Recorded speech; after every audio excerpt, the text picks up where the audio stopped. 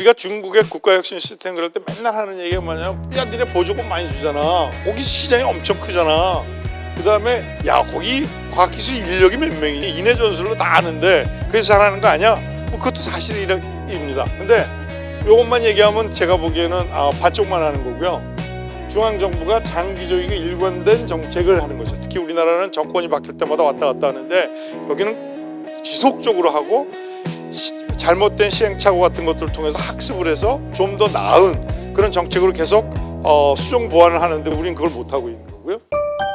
안녕하세요. 카이스트 경영대학에서 이제 정년을 하고 지금 명예교수로 있는 김영배입니다. 제가 맡은 파트는 중국의 국가혁신 시스템에 대한 얘기인데요. 지금 여기 보면 몇 가지 중국이 굉장히 잘하는 거를 예시를 해놨는데 2020년서부터 논문과 특허에서 미국을 제치고 세계 1위가 됐고 여기에는 양뿐만 아니라 질을 포함해서 예를 들면 사이테이션 같은 것도 포함되고 탑저널도 포함하고 그래도 이미 중국은 1위가 돼요. 그 다음에 철강이나 조선이나 뭐 기차나 디스플레이나 이런 뭐 스마트폰까지 기존 산업의 경쟁력은 지금 거의 압도적일 뿐만 아니라 전기자동차나 2차 전지, 신재생 에너지 같은 데서도 지금 사실은 압도적인 경쟁력을 갖고 있죠. 저는 이런 점에서 우리 원장님은 낙관적이신데 저는 걱정이 굉장히 많습니다. 미래에 대해서. 그리고 AI라든가 바이오 신약, 휴머노이드 로봇 이쪽에서도 미국을 완전히 필적하는 경쟁력을 가지고 있고 달 뒷면을 처음으로 착륙을 했다든가 그 다음에 드론이라든가 전기 수직 이착륙 이항 같은 그런 데서도 세계를 선도하고 있습니다. 로우텍서부터 하이텍까지 못하는 게 없는 거예요. 근데 가만히 생각해 보면 중국은 우리나라보다 영토는 한 100배쯤 넓고 그 다음에 인구는 한 30배쯤 크고 뭐 GDP 규모도 10배 이상 크니까 어떻게 보면 우리가 중국하고 머리 맞대고 1대1로 붙을 이유는 그건 뭐 이렇게 현명한 전략은 아니라고 생각이 듭니다만 그러면 이렇게 큰 국가가 어떻게 해서 그 짧은 시간 동안에 세계 최고의 혁신 강국으로 거듭날 수 있었나? 저는 그 비결을 중국의 국가혁신 시스템에 있다고 보는 거죠.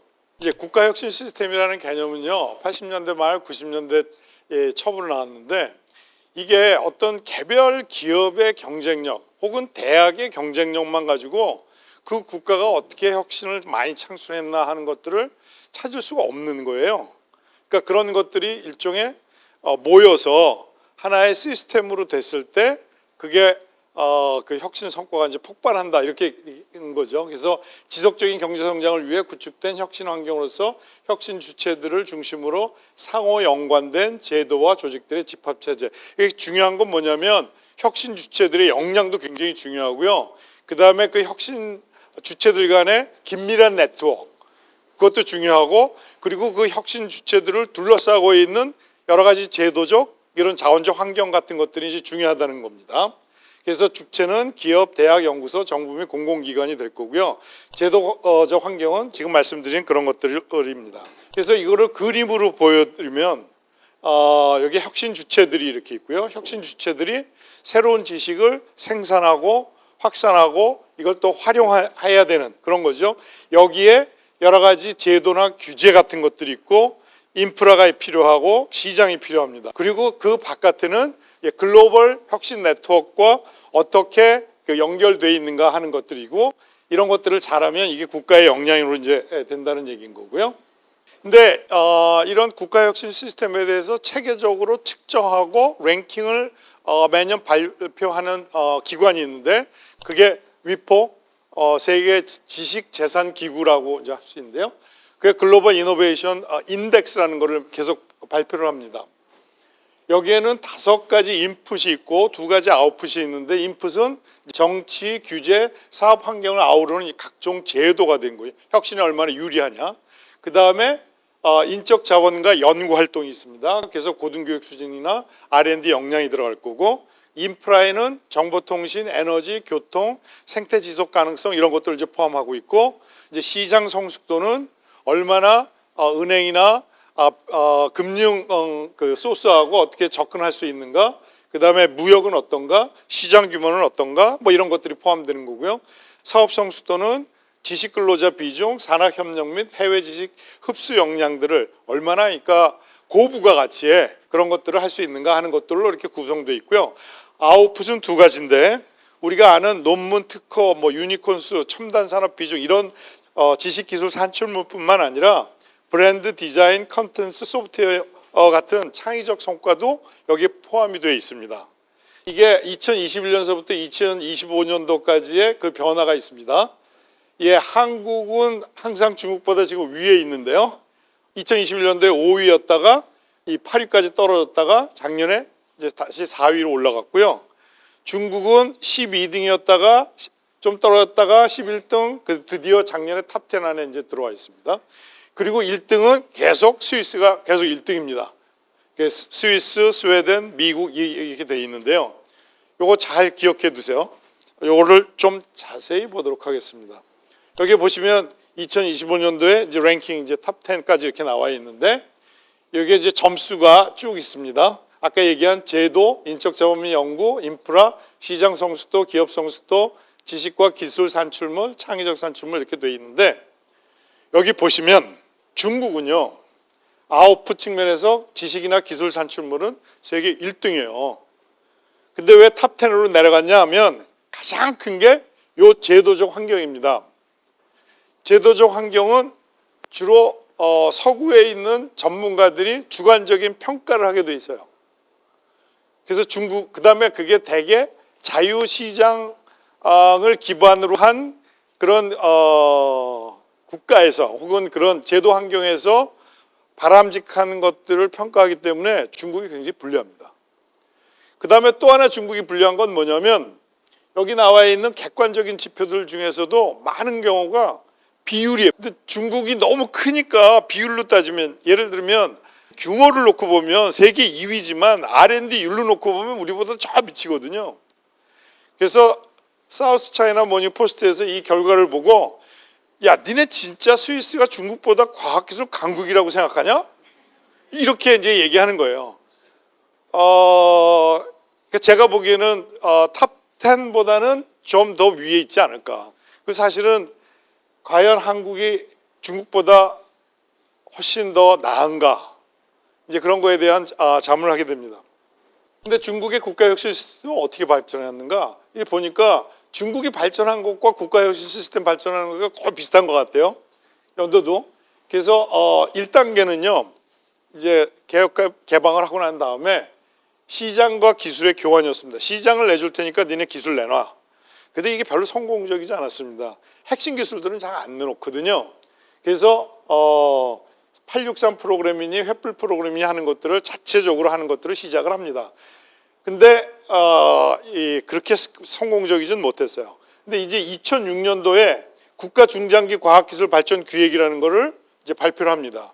이때부터 중국이 굉장히 크게 과학기술에 대해서 국가적인 역량을 집중해서 하게 되는데요. 이게 자주제 혁신 정책으로 이제 전환한 거죠. 이때 16개 거대 프로젝트와 전략신흥 산업 정책이라는 거를 이제 하게 되고요. 본격적으로 우리 눈에 들어오기 시작한 거는 2012년서부터입니다. 시진핑 체제가 들어오면서 2015년에 중국 제조 2025가 됐죠.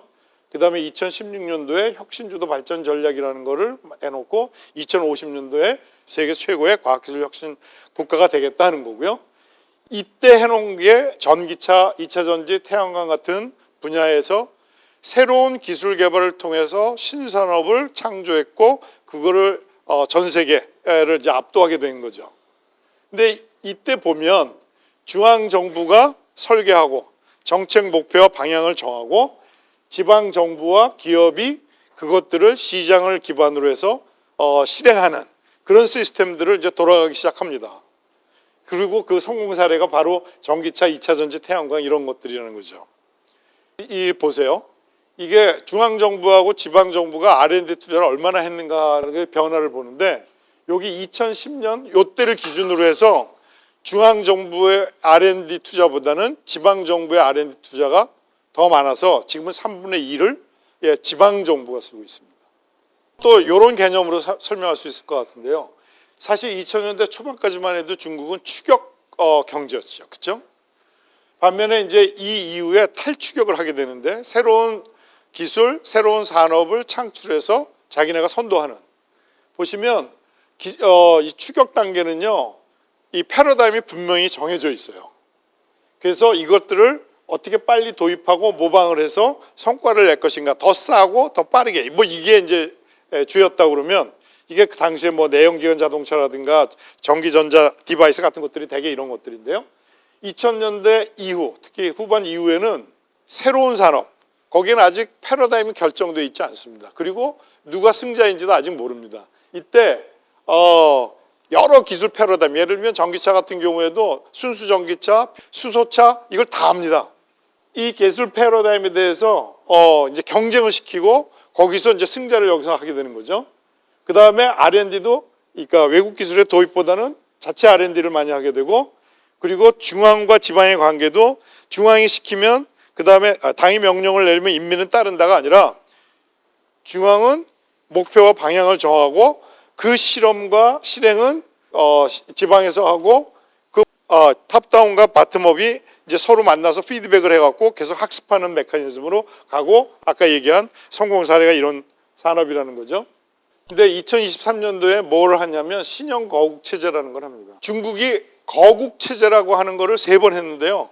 양탄 일성이라고 그래갖고 원자탄, 수소탄, 그 다음에 미사일인가요? ICBM 개발할 때 그렇게 했는데 이걸 신형이라는 거는 이제 시장을 기반으로 한다 뭐 그런 것 같아요, 제가 보기에. 근데 이거는 미들 인컴 크라이시스를 뛰어넘고 경제적으로는, 그 다음에 이 정치 안보적에는 미국과의 경쟁에서 살아남기 위해서 이렇게 이제 신형 거국 체제를 한 거죠. 중요한 건 뭐냐면 여태까지 그 컨트롤 타워를 이제 공산당 차원에서 합니다. 중앙과학기술위원회가 이게 공산당 조직입니다. 그리고 국가중점연구실이라고 국가에서 하는 그런 연구실들을 재편하게 되고요. 3단계로. 그 다음에 정용산학연이라는 게 뭐냐면, 우리는 산학연은 굉장히 많이 얘기를 하는데 이제 앞에 국가가 들어가 있고 또 하나가 뭐냐면 사용자, 그걸 실제로 기술을 사용하는 사람들까지 포함한 그런 컨소시엄을 하게 되는 겁니다. 그래서 이제 중앙정부는 목표나 자원 배분을 설계하고, 지방정부는 정책 실험과 산업 유치를 경쟁하고, 기업은 기술 개발하고 상용화하고 이걸 확산하는 주체가 되는 거죠. 아까 얘기한 것처럼 그래서 신형 국가혁신 시스템은 이쪽에 공산당이 있고 이쪽에 이제 그 정부가 있는데 이렇게 시가 저기 있고요. 그 다음에 이 모든 이 부처들은 컨트롤 타워에서 이제 움직이게 되는 거죠. 그 다음에 국가 실험실도 이렇게 3단계로 합니다. 그 다음에 이번에 책을 쓰면서 우리 노은영 교수한테 배웠는데, 이제는 더 나가서 신형거국 체계가 되면서 산업, 혁신, 자금, 인재, 정책을 묶어가지고 이걸 통해서 혁신의 산업화를 가속화하겠다, 뭐 이런 거죠. 그래서 산업체계는 공급망과 제조 생태계고, 혁신은 R&D부터 실증 상용하는데, 자금은 정부기금, 벤처캐피탈, 자본시장, 인재는 어떻게 양성하느냐, 어떻게 유치하느냐, 배치하느냐, 평가하느냐, 뭐 이런 얘기인데요. 여기에 보면 여러분 핵위과학자라는 얘기 많이 하잖아요. 제가 보니까 40만 정도를 해외 유학을 간 사람이 돼 있고요. 그 중에 140만 정도가 이미 들어와 있고요.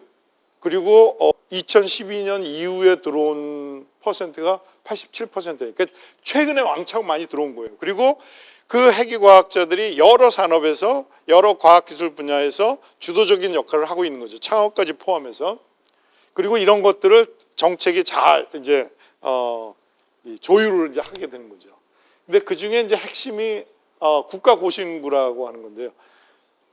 중국에 굉장히 많은 특구들이 있어요. 경제, 무역, 기술, 산업혁신 실험실을 해서 프리트레이드 존이라든가 뭐 하이텍 인더스트리얼 디벨롭먼트 존이라든가 이런 것들이 많이 있는데, 그 중에서도 우리는 이제 국가고신구, 첨단기술 산업개발구에 대한 얘기를 할 텐데요. 아까 얘기한 국가중점실험실 84%를 여기 특구가 가지고 있고, R&D하고 특구의 50%를 기여하고 있고, 거기서 나오는 아웃풋이 GDP 14.3%고, 그 중에서도 가장 핵심이 국가자주혁신시범군인데 우리가 잘 알고 있는 중관촌, 장장 하이텍 파크, 그 다음에 셴젠 뭐 이런 것들이 이제 들어갈 거고요. 이제는 이게 도시에서 더 나가갖고 광역, 그래서 베이징은 징진지, 그 다음에 현재는 외강하오 대만고, 장장은 양쯔강 그 델타 뭐 그쪽으로 이제 확산하는 거죠.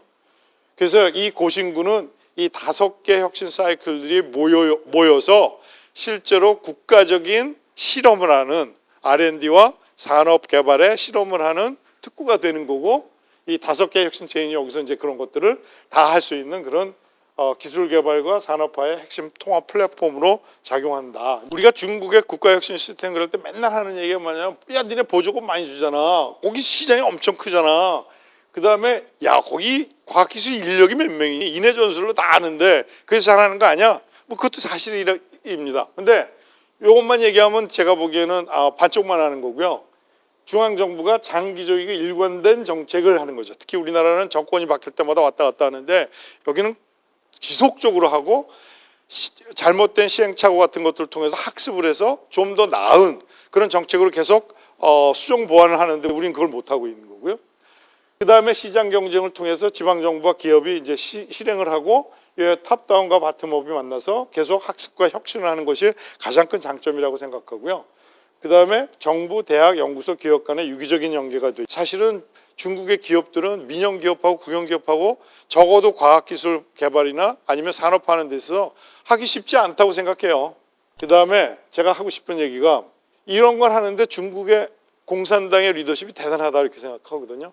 제 친구들한테 야 중국 공산당 굉장히 스마트해 그랬더니, 너 중국 그렇게 좋으면 중국 가서 살아 이렇게 얘기를 하는 거예요. 제가 속으로 큰일 났다.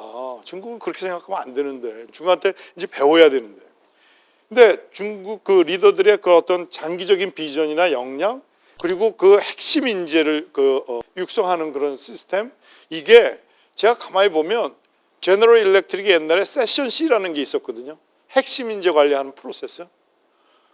이거를 국가 단위에서 하는 게 중국이다 이런 생각이 드는 거예요. 중국 공산당은 저 밑에 있고 지인은 저 위에 있고 그런 게 아니라는 거죠.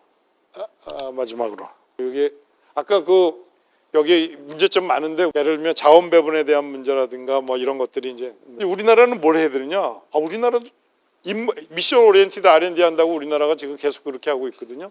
근데 사실 거국적 컨트롤 타워가 없어요.